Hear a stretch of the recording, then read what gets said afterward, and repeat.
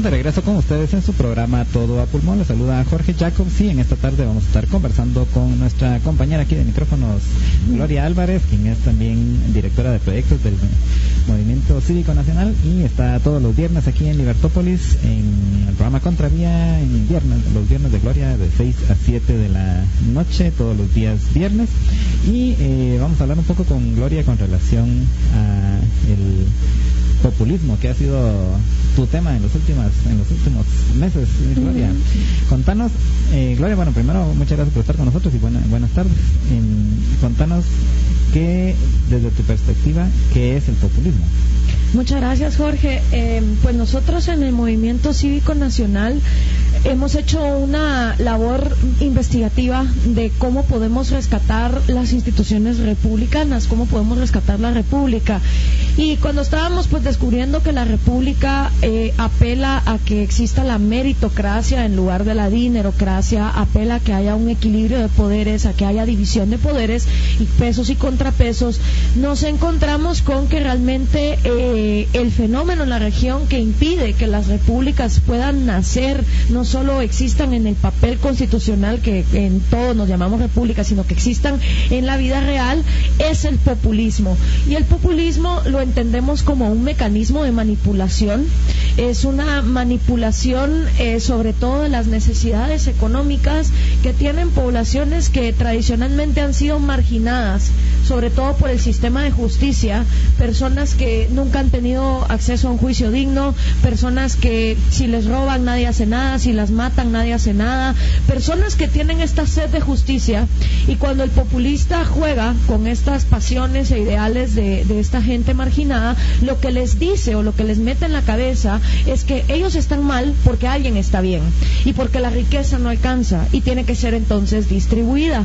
Y las personas, en el momento en que llega un populista a hacer campaña y les regala una lámina, un cerdito, una bolsa, zapatos, tenis o cualquier cosa, porque el objeto puede ser cualquier cosa, lo que esas personas sienten es un sentido falso de justicia satisfecho, porque en el momento en que toman ese objeto, en el que toman la bolsa, que toman la lámina, dicen, bueno, pues igual este candidato va a llegar al poder, se va a olvidar de mí, pero yo al menos me quedo con este objeto material. Y es la lógica racional del ser humano egoísta, ¿no? Que ante todo vamos a pensar siempre en nuestro bienestar, y en el caso de estas personas que siempre han sido marginadas del sistema de justicia tradicional, para ellas este populista es su justiciero, es el superhéroe que los va a venir a sacar de la pobreza. Pero lo que vemos a largo plazo es que cuando el populista efectivamente llega al poder, desmantela todas las instituciones, ya no existe equilibrio del poder y utilizan la vía democrática, porque ahora no se vale hacer guerrillas, no se vale hacer conflictos para poder llegar al poder, sino que tienen que utilizar la vía democrática, y convenciendo al pueblo, entonces una vez instalados en el poder, empiezan a implementar una dictadura, porque eso es básicamente lo que terminan haciendo. Eliminan por completo cualquier equilibrio de poder, el legislativo se vuelve su mejor amigo, los jueces también se tienen que volver aliados al régimen, y si no aparecen suicidados, ¿verdad? Como decimos ahorita el caso de Argentina, que los suicidan a los jueces que realmente quieren llevar un control de cuentas o por lo menos trabajar por la transparencia. Entonces al final te das cuenta que el enemigo número uno de la república y de que exista el imperio de la ley es este populismo. De lo que estás planteando, y particularmente ahora que estamos en periodo, vamos a empezar ya un periodo electoral en Guatemala, creería, así como lo planteas, creería que los que van a los mítines casi que van a los mítines de todos los candidatos a ver qué les dan. Exacto. Bajo esa tu premisa de, bueno, si me da una lámina, pues aunque se olvide de mí después, pero me quedo con la lámina, y después viene el otro y el otro le da una gorra, y después viene el otro y el otro le da una camiseta, y entonces resulta que va la misma gente a todos los mítines. Ajá, y al final parecen de aquellos arcoíris, porque tienen la gorra de un partido, la pulserita del otro, la t-shirt del otro, los tenis del otro, y al final parecen así el sombrerito de esquipulas de todos los colores, donde no hay ninguna afinidad política ni mucho menos. Y si varios candidatos llegan y ofreciéndoles cosas, ¿cómo toma después la gente decisiones al respecto de por quién votar, el que le dio el regalo más caro? Puede ser el que le dio el regalo más caro, puede ser el que mejor le cayó, porque igual la gente le acepta todo a todo el mundo. O sea, llega Sinibaldi a las 12 del día y regala globitos y se los aceptan.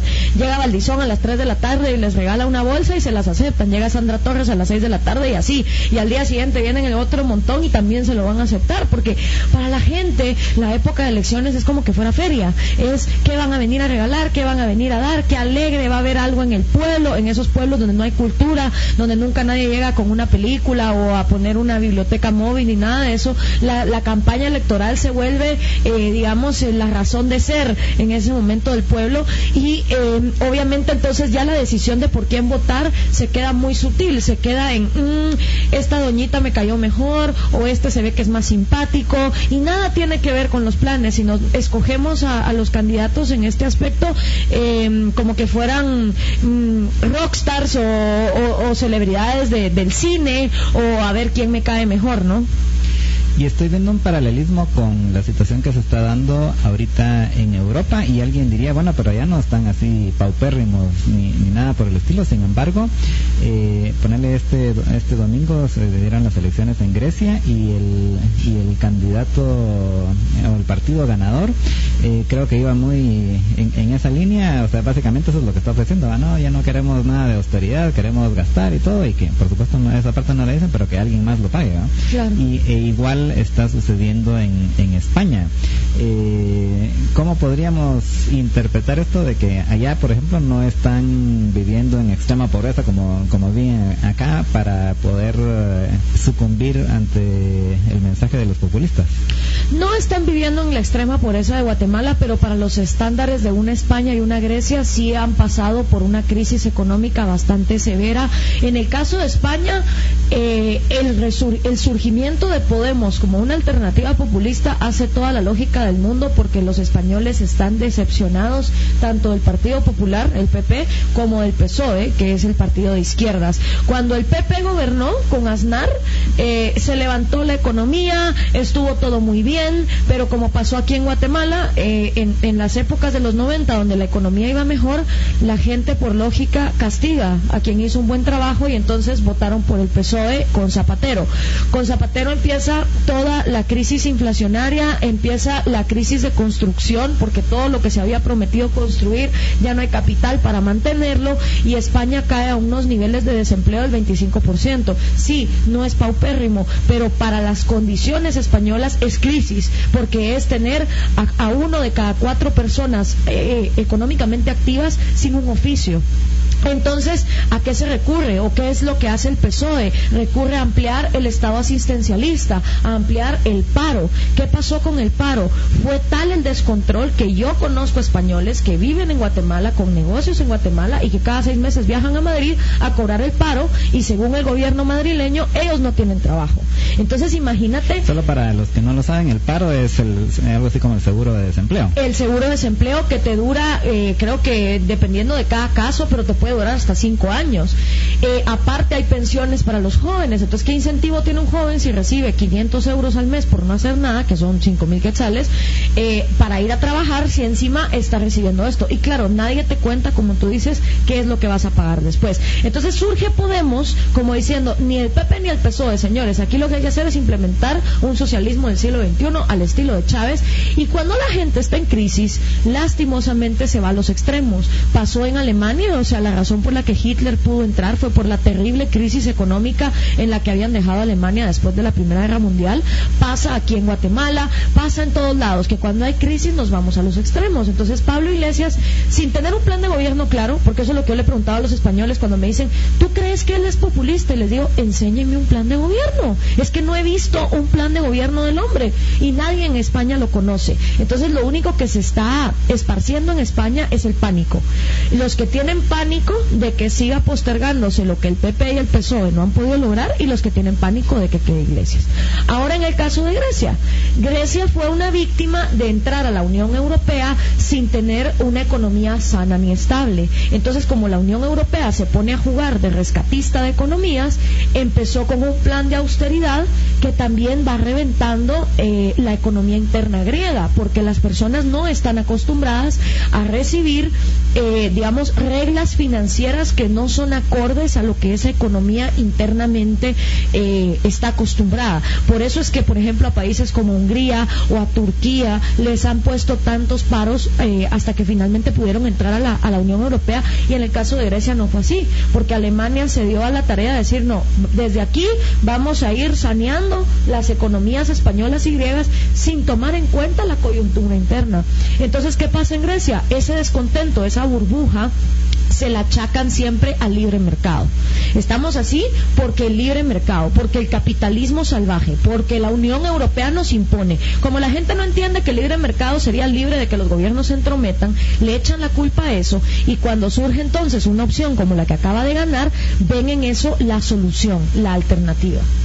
Y sin ponerse a pensar en las consecuencias a largo plazo que eso pueda tener, ¿no? Exacto, porque nadie te habla de eso. Eso que lo paguen los nietos, eso que lo pague cualquiera. Y Estados Unidos no se queda atrás tampoco. O sea, un bebé que nace hoy en Estados Unidos ya nace con una deuda de $35,000, que a saber en qué momento de su vida la va a pagar. Si es que no se le hereda él a su hijo, entonces el pobre va a nacer con $70,000 de deuda, y así, ¿verdad? Y no es cuento. Y solo para ponerlo más en perspectiva, $35,000 creo que más o menos ahorita es el PIB per cápita en Estados Unidos. O sea, ya arrancan con la deuda de un año de sus ingresos cuando ya sean grandes, pero cuando lleguen a ser grandes y ya empezar a generar dinero, ya van a deber el doble de eso, ¿no? Exactamente. Vamos a ir a una pausa y regresamos con ustedes en unos minutos. Estamos en su programa Todo a Pulmón.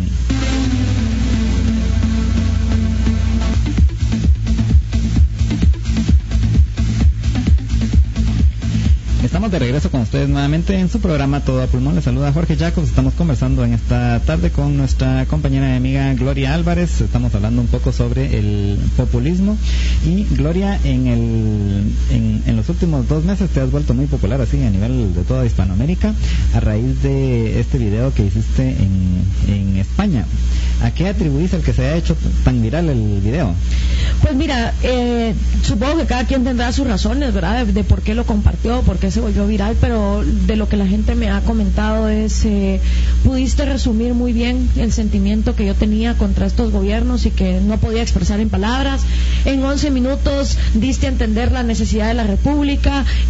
O sea, lo que la gente me ha podido transmitir es que fue un mensaje que les permitió a ellos tener una razón para decir, aquí está, esto es lo que está mal con el populismo y que no había yo encontrado cómo decirlo.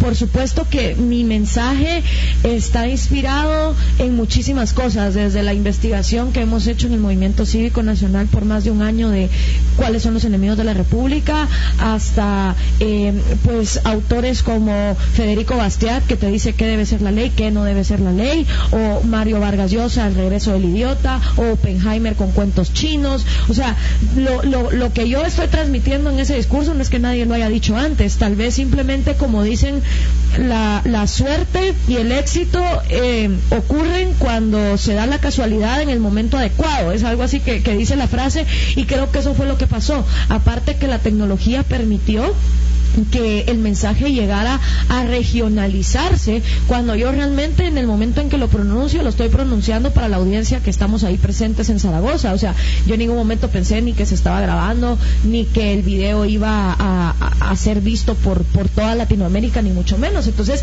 me dio mucha satisfacción el saber que padecemos todos del mismo mal, y eso es más fácil, porque si cada país tuviera su propia enfermedad no nos podemos ayudar unos a otros. Pero digamos, la respuesta que tuvo el video, cómo lo acogieron en países como Brasil, Venezuela, los que realmente están sufriendo el populismo, fue incluso mayor que en Guatemala. Y luego del video, pues has tenido la oportunidad de ir a varios países precisamente a hablar sobre este tema. ¿Qué has encontrado en estos países a donde has ido? ¿Las circunstancias son similares a lo que estamos viviendo en Guatemala? ¿Son peores? ¿Son mejores? ¿Estamos peor que los demás? ¿Igual que los demás?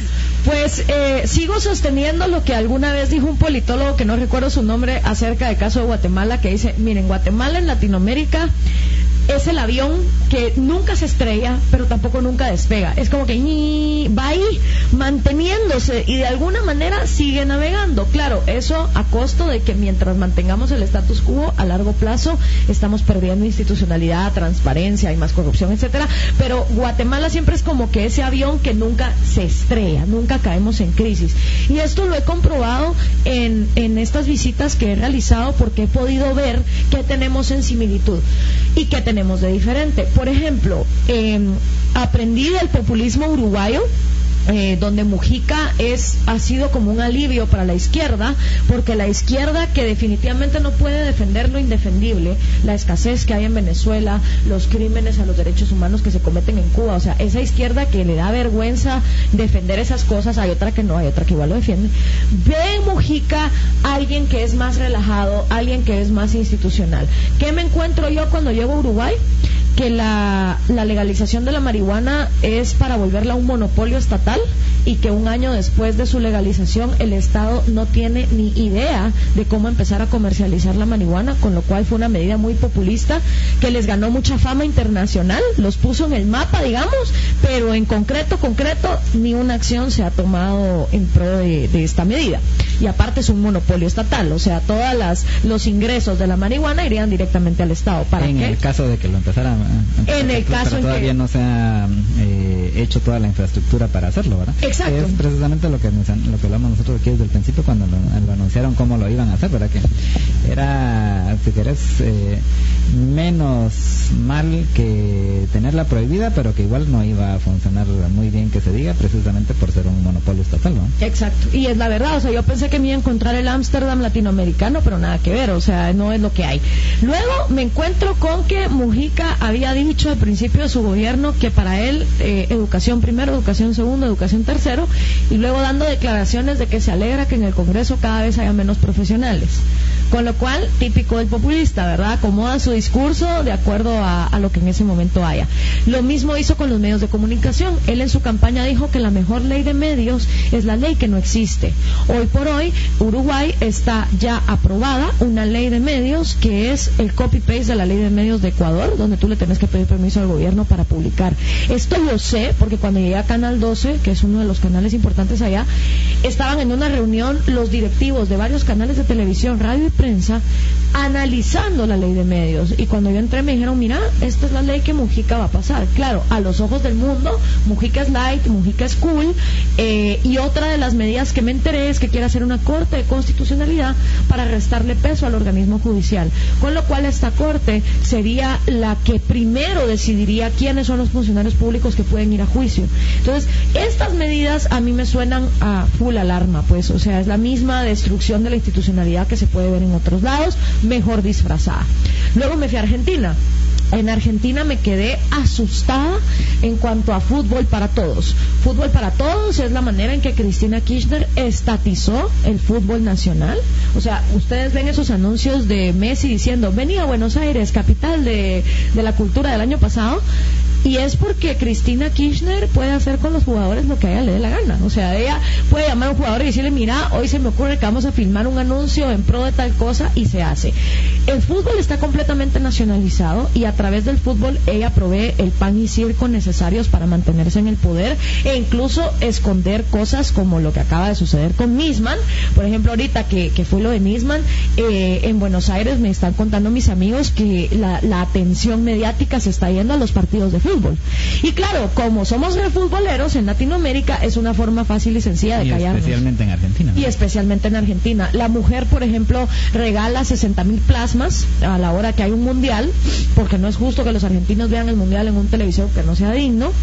les regala también los pases para ir a la cancha, y cuando hay medio tiempo entre el partido, pasa discursos de Juan Perón, de Eva Perón, de ella, de su marido. Ella mantiene mucho vivo la figura de Eva Perón porque ella se siente la Evita 2.0, ¿verdad? Entonces eso me dejó espantada. No puedes tener dólares, los argentinos se vuelven criminales subiéndose a los barcos para ir a Montevideo a depositar sus dólares.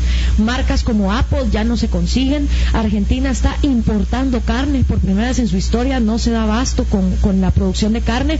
Me junté con la gente de la sociedad rural y me contaron que hay 15,000 frigoríficos parados, 10,000 campesinos se quedaron sin trabajo, el país está en una crisis inflacionaria tremenda, y lo único que te venden es eso, ¿no? Pan y circo. Y luego en Nicaragua, pues lo que vi es un pueblo miserable, o sea, realmente miserable. Yo vi Managua, es como ver el puerto de San José y la zona 5 de Guatemala mezclados hasta el infinito. O sea, es raro ver un edificio de más de 3 pisos, es una condición paupérrima, y lastimosamente el 100% de empresarios están con Ortega. Entonces no hay posibilidades, por ejemplo, como aquí, que a veces el CACIF se parte en cámaras para estar en contra del gobierno. Allá no, allá los empresarios están cómodos y felices con lo que los mismos nicaragüenses llaman una dictadura, porque eso es lo que es. Medios de comunicación absolutamente tomados por Ortega, solo queda la prensa de Nicaragua, que es bastante neutral, y queda también la Radio Corporación, que ya lleva más de 60 años como independientes. Todo lo demás tomado por Ortega con mensajes que te apelan, por supuesto, a siempre el culto a la personalidad. Digamos, en todos los países he visto que el dictador tiene culto a la personalidad, no se puede hablar mal de él, controla los medios de comunicación, dice una cosa al principio de la campaña y luego hace otra. Eso es lo que he identificado como común. Y en Nicaragua también entiendo que también tuviste adicionalmente algunos problemas. Contanos un poco para los que no se han enterado. Sí, bueno, yo llegué a Nicaragua invitada por un movimiento que se llama Movimiento Unidad de la Gente. Como te cuento, en Nicaragua los empresarios no están pero ni mínimamente interesados en invertir dinero para, digamos, hacer un movimiento cívico nacional como los que tenemos en Guate, o tratar pues de hacer algún think tank o alguna manera de contrarrestar al gobierno. Eso no existe. O tener programas como los de Libertópolis. No, para nada. O sea, nada que fomente el intelecto. Tú lo ves, lo percibís en Managua, que no existe, digamos, ese empresariado comprometido con su país. Y yo básicamente son mercantilistas todos, que están muy contentos ahí, según ellos, bien viviendo a expensas de los tributarios. Totalmente. Y aparte, como se reciben dinero del petróleo, o por lo menos hasta ahora lo recibían, entonces la recaudación fiscal también es irrelevante. O sea, como hay dinero para gastar y hay a quienes favorecer, entonces tú ves que al menos, por ejemplo, nosotros nos quejamos en Guatemala, nuestros empresarios y oligopólicos y que el azúcar y no sé cuánto, pero si tú ves esta ciudad capital, o sea, la ciudad está creciendo, cada vez hay más fuentes de empleo, ves que va para adelante. Nicaragua está como estaba en el 72, que les cayó el terremoto y de ahí se reconstruyeron, ahí se quedaron. Entonces ves que no hay un empresariado comprometido con su país. ¿Qué me pasó? Pues yo llegué invitada. Gloria, fíjate que tenemos que hacer una pausa. Si querés, hacemos la pausa y cuando regreses nos contás ahí lo que sucedió en Nicaragua. Vamos a una pausa y regresamos con ustedes en unos minutos. Estamos en su programa Todo a Pulmón.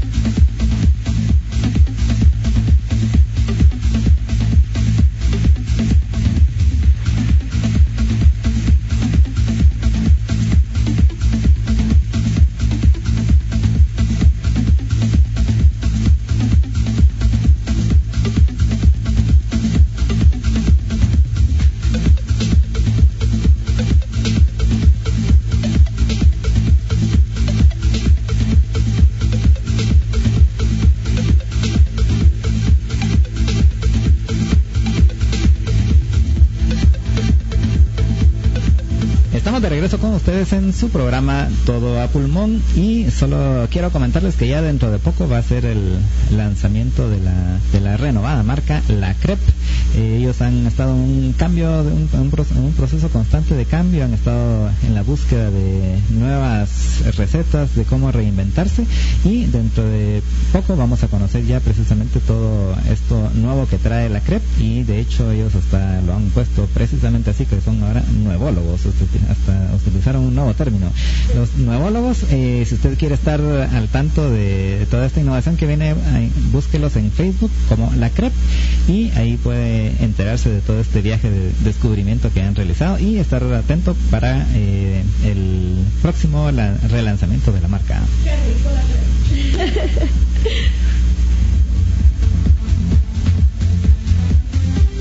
Y estamos de regreso con ustedes en su programa Todo a Pulmón. Estamos conversando en esta tarde con Gloria Álvarez y estaba comentando un poco acerca del populismo y los viajes a los que el populismo la ha llevado. Sí. Y nos contabas en el segmento anterior acerca de la experiencia más reciente que tuviste en Nicaragua. ¿Qué fue lo que pasó ahí en Nicaragua? Yo llegué a Nicaragua el lunes 19 de enero y me fui el jueves 22 en la mañanita.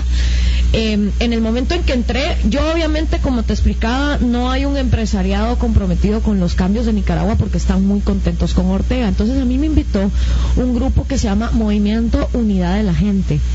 Esta gente tiene un nivel socioeconómico, como decir, la zona 21, Imajuyú, zona 18, zona 5. Un segmento popular, dijeron. Un segmento bien popular, o sea, son personas que son albañiles, maestros, amas de casa, ¿verdad? Obviamente dentro de ellos también hay personas que ya accedieron a la universidad, como Darwin Girón o Vanessa Girón, que incluso tienen su empresa de impresiones digitales, pero en general el Movimiento Unidad de la Gente se mueve por comitivas de barrio y lo que buscan es empoderar al ciudadano y ellos mismos se llaman liberales, o sea, ellos dicen nosotros somos liberales porque en el contexto nicaragüense o sos sandinista o sos liberal. Entonces digamos, ya de nombre ellos tienen que saber qué significa liberal, aunque sean de un sector bajo, porque eso es lo que a ellos los representa. Tienen una movilidad impresionante, o sea, han logrado que las personas sin un peso, porque ellos no tienen dinero, sino por las puras ideas y por la pura gana de querer rescatar a Nicaragua de esto, ellos son los primeros que se oponen al populismo. Entonces yo llego a Nicaragua invitada por ellos, no sabía, la verdad que no tenía ni idea de lo que me podía pasar en el aeropuerto, no, porque cada vez que uno va para allá siempre te meten miedo desde antes, ¿no? A mí en Uruguay me dijeron, tened cuidado en Argentina con la Cámpora, porque la Cámpora es el brazo armado de Cristina Kirchner, que es liderado por su hijo a través de estudiantes universitarios como aquí en Guatemala, la USAC, ¿verdad? Entonces, en cuestiones de Nicaragua me dijeron, mira, tened mucho cuidado porque allá es básicamente una dictadura. Entonces uno siempre va con miedo, pero tampoco podés dejar que eso te paralice. Nosotros nos dijeron lo mismo el año pasado, pero es que el año pasado nos fuimos con Tailandia a Venezuela. Igual, así era la situación. Exactamente. Entonces, bueno, llego a Nicaragua, estaba haciendo mi cola, llegas a migración, ahí estaba la cabina de cristal. Me toman el pasaporte y en el momento en que el joven oficial pasa escaneando mi pasaporte me dice, uy, se me cayó el sistema, como le dicen a uno en los bancos, ¿va? Y entonces mandó a llamar a un oficial mayor y le dice, mire, se me cayó el software. Entonces él le dice, reinicia la computadora. Entonces la reinició. Y entonces de ahí, bueno, me agarra el pasaporte y me dice, bueno, ¿y usted a qué viene? Y yo, bueno, pues vengo a unas entrevistas con la prensa, porque dije que sepan que los medios saben que yo vengo, y vengo con el Movimiento Unidad de la Gente a dar unas conferencias. ¿Conferencias de qué? Me dice el chavo. Y yo, pues, de empoderamiento ciudadano. ¿Y usted en qué trabaja? Me dice, yo trabajo en un movimiento cívico. ¿Usted es del gobierno de Guatemala? Me dijo. No, le dije, yo trabajo en una asociación civil. Ah, bueno. Ok, bienvenida a Nicaragua. Y me da mi pasaporte. Entonces dije, bueno, ya estuvo. ¿Qué si el mismo oficial que lo había llegado a rescatar de que se le había caído el software me estaba esperando afuera? Y me dijo, acompáñeme por favor. Y entonces me llevaron a un cuartito, uno subía unas gradas y ahí decía solo personal autorizado. Cuando abrió la puerta había como 8 secretarias y yo solo dije buenos días, nadie me contestó, todo el mundo uniformado. O sea, en ese momento yo recordé, yo cuando visité San Petersburgo y me contaron cómo era el régimen soviético, las pláticas de mis abuelos, de cómo era el modus operandi de la gente oficialista en Cuba, y en ese momento dije, wow, estoy metida en una cápsula de tiempo, o sea, por la manera de actuar de estas personas. De la nada me dijeron, por favor, acompáñeme, y abrieron la puerta a la oficina de un oficial que ya estaba vestido con su uniforme verde olivo. y tenía un póster del tamaño más o menos de este que tenemos aquí, el Gigante de la Libertad, solo que ese tenía la cara de Fidel Castro, la del Che Guevara, la de Daniel Ortega y la de Chávez, y decía Juntos por la Revolución. Entonces imagínate, tremendo póster y el hombre detrás, y me dice a mí, papeles por favor, ¿verdad? Entonces ya le doy yo mi pasaporte y me dice, Gloria Álvarez, ¿y usted en qué trabaja? Y yo trabajo en un movimiento cívico. ¿Y por quién viene invitada? Por el movimiento Unidad de la Gente. Ah, por Unidad de la Gente. ¿Y a qué más viene? Yo pues vengo a la prensa a reunirme con Eduardo Enríquez. Ah, con Eduardo Enríquez. O sea, a todo el mundo lo tienen mapeado, lo tienen súper controladísimo. Y entonces me dice, mire Gloria, ¿y usted entonces no trabaja para el gobierno de Guatemala? Y yo no, le dije, o sea, yo trabajo en una asociación civil. Ah, ¿y las pláticas que usted viene a dar, sobre qué son? Y yo sabía que yo tenía que ser bien estratégica en mis respuestas, porque si no me iban a mandar en un avión de vuelta, ¿va? Entonces yo lo que le dije es, mire, yo vengo a hablar de empoderamiento ciudadano, de la importancia del gobierno, así. ¿Y qué ha oído usted del gobierno de Ortega afuera? ¿Qué es lo que se dice de nuestro gobierno? Y yo, pues mire, que tienen una seguridad impecable, que aquí uno puede ir al banco, dejar las llaves del carro puestas con el aire acondicionado y las puertas abiertas y nadie le roba el carro. Eso he escuchado, le dije yo. Sí, me dijo, es verdad. En cambio en Guatemala no, ¿verdad? No, le digo yo, en Guatemala es horrible. Mire, 19 muertes violentas diarias, le digo yo. Cada 4 minutos le roban un celular a uno a punta de pistola. Uy, no, horrible, le dije. Porque claro, yo sé que a esos regímenes les fascina que uno les ensalce la cosa y les diga que en su país todo está mal. Luego entonces me dice, ay, fíjese que me aparece aquí que usted tiene una malversación de fondos en un organismo internacional. Si yo llamo a Guatemala a verificar esto, me van a corroborar que esta información es verdadera o es falsa. Usted llame a quien quiera, le dije yo, la verdad que nunca he trabajado en un organismo internacional y es la primera vez que me sucede que en un aeropuerto se me acuse de semejante cosa, le dije, así que sin problema, usted llame. Y luego te hacía las mismas preguntas una y otra vez, es parte de ese sistema de borregos, ¿no? Que a qué viene, por quién viene, para ver si en algún momento tú cambias tu discurso, entonces ahí te cacha. Total que me tuvo ahí 45 minutos. Y al final solo me dice, sí, verdad, de plano se equivocaron, y es otra Gloria esta que me aparece aquí a mí en el sistema. Y me regresa mi pasaporte, me acompaña entonces otro oficial, y dije yo, bueno, ya voy para afuera, pero que si no, se queda otro oficial conmigo, pero más en plan amigos. Y entonces me dice, mira vos, ¿ya que venís acá a Nicaragua? Y yo, pues a dar unas conferencias. Ah, pero entonces vos sos como celebrity. Y yo, no, pues tengo un programa de radio. Ah, ¿te gusta la radio? ¿Y qué música te gusta? Y yo, pues me gusta el rock, me gusta así, hablándole de lo más natural. Ah, ¿y en qué hotel te vas a quedar? Y yo, pues la verdad que no tengo la dirección, le dije. Bueno, entonces te voy a acompañar afuera. Y el hombre me acompañó hasta afuera, donde me estaba esperando la gente del movimiento, para pedirle la dirección exacta de mi hotel. Saliendo entonces finalmente del aeropuerto, me voy a una conferencia de prensa en el restaurante La Ola, donde llegan la mayoría de los medios. Y entonces yo digo, bueno, voy a dar una conferencia en el Barceló mañana y pasado mañana en la UPOLI, Universidad Politécnica de Nicaragua, también a las 10 de la mañana, se anunció en la conferencia de prensa. Acto seguido me llevaron a la casa del ex vicepresidente de Bolaños, el señor Rizo, y estando ahí en un almuerzo me regaló unos libros. Le entra a Vanessa Girón del movimiento en un chat que yo vi con mis propios ojos, donde decía la UPOLI, acaban de llamar de la UNEN, que es la Unidad Nacional de Estudiantes Nicaragüenses, diciendo que si Gloria se presenta van a morterear la universidad. Morterear la universidad es agarrarla a bazooka y empezar a tirar como bombas. Entonces, por esta decisión, por esto hemos decidido cancelar. Eso era lo que decía el texto. Entonces me dijo, Vanessa, mira lo que está pasando. Entonces yo le dije, bueno, si ellos quieren cancelar, yo no tengo ningún problema, yo me arriesgo, yo voy. Pero si ellos quieren cancelar, lo que sí podemos hacer, le dije yo, es que yo voy a subir un post en Facebook, que fue el post que subí, y puse, ¿habrá alguna universidad en Managua que aún sea libre e independiente y que nos reciba? Porque la UPOLI fue la 6ª universidad en cancelar. Cuando esta gente empezó a moverse para conseguir recursos para que yo fuera y todo el rollo, todo el mundo le cerró las puertas. La Tomás Moro, la Nacional, todo el mundo les dijo no, aquí no me la traigan. Y la UPOLI había sido la única que había dicho sí, pero después de que los llamaron para amenazarlos, les dijeron que ya no. En ese mismo chat, en el momento en que yo subo ese post, vino la universidad y le dice a Vanessa, decile a Gloria que baje ese post porque nos está haciendo quedar mal. Entonces yo le dije a Vanessa, mira, yo con mucho gusto hablo con el rector, tampoco tú te tenés que llevar toda esta mala experiencia, sino yo hablo con el rector, pero yo no voy a bajar ese post, porque toda la que queda como cobarde que no fue, soy yo, y yo no puedo quedar así. Yo tengo que aclarar que los que están cerrando las puertas es la universidad, que si por mí fuera, yo iría, como aquí en la USAC, cuando los encapuchados me amenazaron de partirme los dientes, fue mi contacto en la USAC el que se hizo para atrás. Yo le dije, vamos, y si me parten los dientes, mejor, así ellos quedan como lo que son, unos desgraciados salvajes que le tienen más miedo a las palabras que a las balas. Pero cuando es la misma institución la que se hace para atrás, a ti no te queda de otra.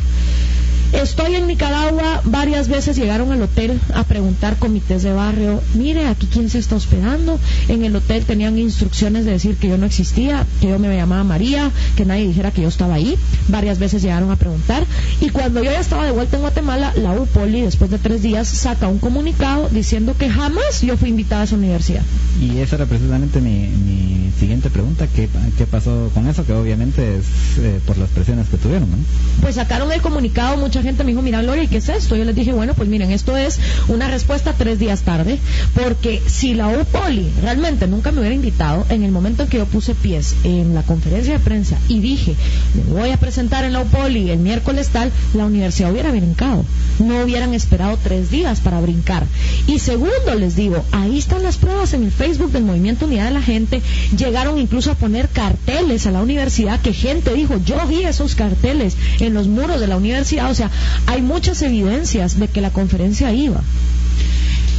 Y pues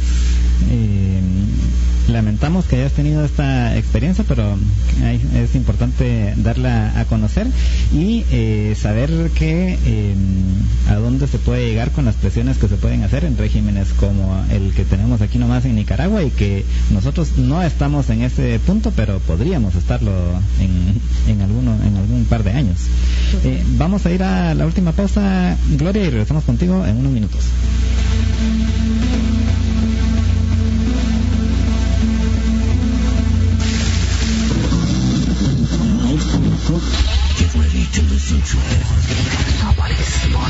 Y adaptada a sus necesidades, ellos tienen bodegas que van desde 4 metros cuadrados en adelante, contratos flexibles que van de mes a mes, vigilancia con patrullas, alarma y control de acceso a las 24 horas y ubicaciones accesibles cercanas a su vivienda en las zonas 4, 11, 12, 13 y 18. Si usted quiere más información, puede encontrarla en www.mrbodeguitas.com o llamarlos al teléfono 2314 49 49.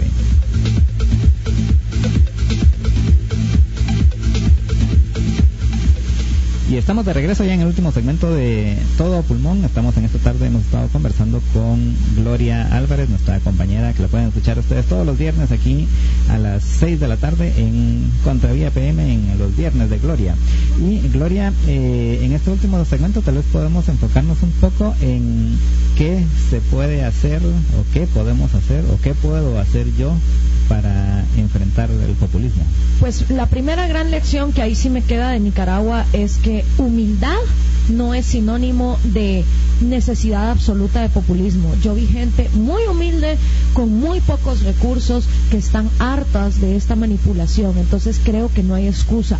Por supuesto, tenemos que hacer una diferenciación entre los votantes de las áreas urbanas, y ahí cuento el área de la capital, pero también las 22 cabeceras departamentales que ya cuentan con acceso a internet todas, y donde existe oportunidades por lo menos de sacar una secundaria, un bachillerato, e incluso en algunos lugares hasta un nivel universitario. Entonces, para empezar, el tampoco hablar con estas estadísticas falsas de Guatemala, como que el 90% de nosotros no supiéramos leer ni escribir y todos estuviéramos viviendo con menos de $1 al día, que a veces son esas estadísticas fatalistas que nos quieren hacer ver. No, hablemos con la realidad. 16 de cada 100 guatemaltecos no saben leer y escribir, por lo tanto hay 84 que sí lo saben.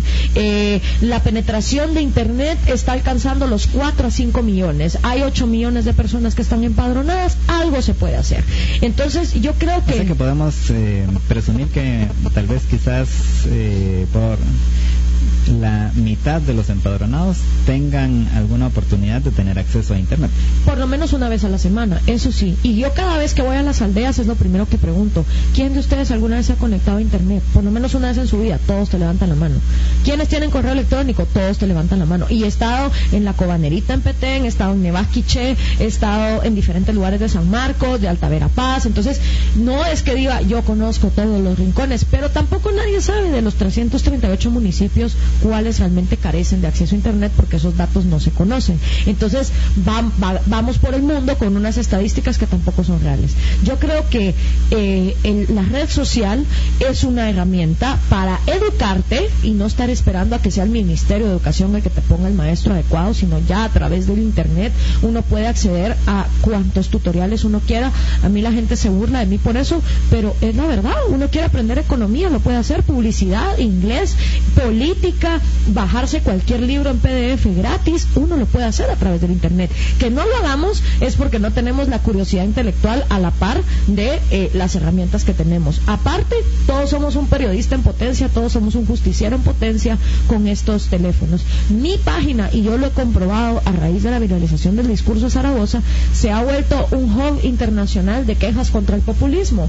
Y entonces vienen los venezolanos y me mandan fotos de los anaqueles vacíos en los supermercados, me mandan fotos de cómo la gente se araña y se quitan los unos a los otros por la última libra de arroz, me mandan lo del caso del fiscal Nisman en Argentina, me mandan de que en Brasil ya 1 de cada 4 personas depende del Estado para subsistir. ¿A dónde los va a llevar eso? Entonces, si mi perfil puede servir para eso, el de cualquier guatemalteco puede servir para cualquier otra causa. Tampoco todas las causas tienen que ser políticas. Si aquí lo que necesitamos es educación, pues entonces utiliza tu perfil para ser un canalizador de buenas noticias, de contenidos con información.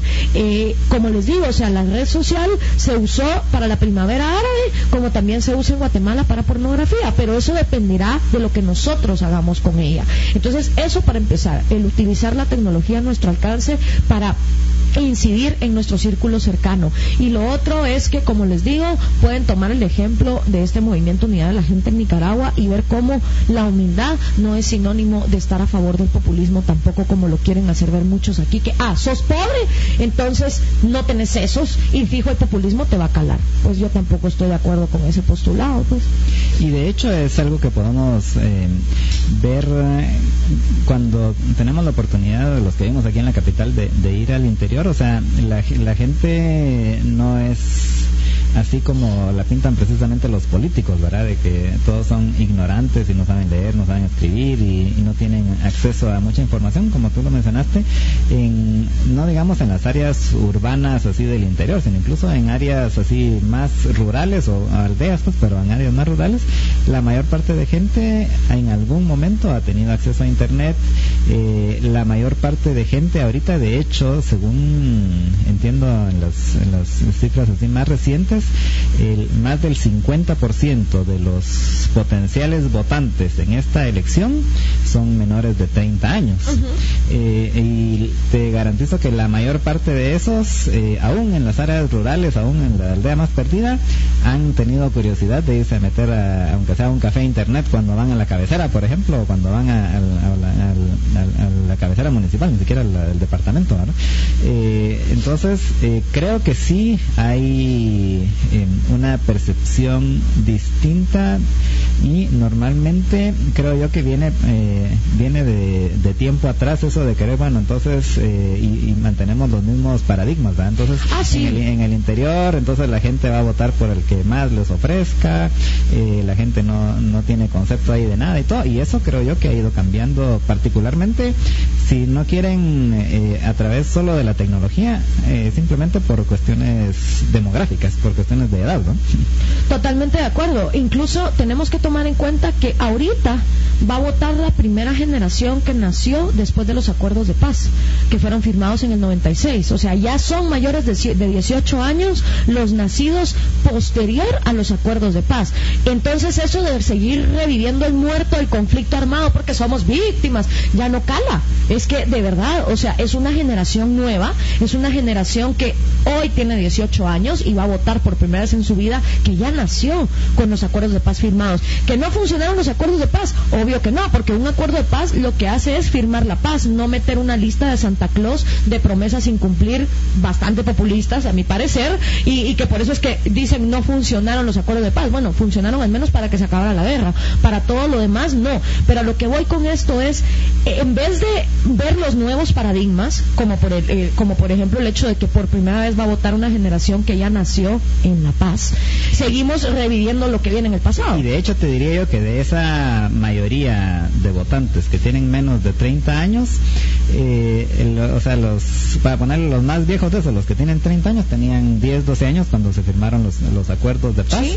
Y realmente ellos ni se enteraron de la guerra, pues, o sea, para efectos prácticos, cuando ya tuvieron conciencia de lo que pasaba en el país y todo, pues ya simplemente ya no había conflicto armado, ¿eh? Yo voy con la Constitución, por ejemplo, yo nací en el 85, igual que la Constitución, voy a cumplir 30 años, igual que la Constitución el próximo año, y no te puedo decir que ni yo, ni tampoco nadie de los que yo he conocido de mi generación tenga realmente razones para decir yo sufrí el conflicto armado. Bueno, yo también sufrí que a mis abuelos ya no pudieran regresar a Cuba, pero no me voy a agarrar de eso para vivir del conflicto, ¿me entiendes? Entonces creo que eso es importante, el hacer el pasado a donde se necesita para poder caminar hacia el futuro.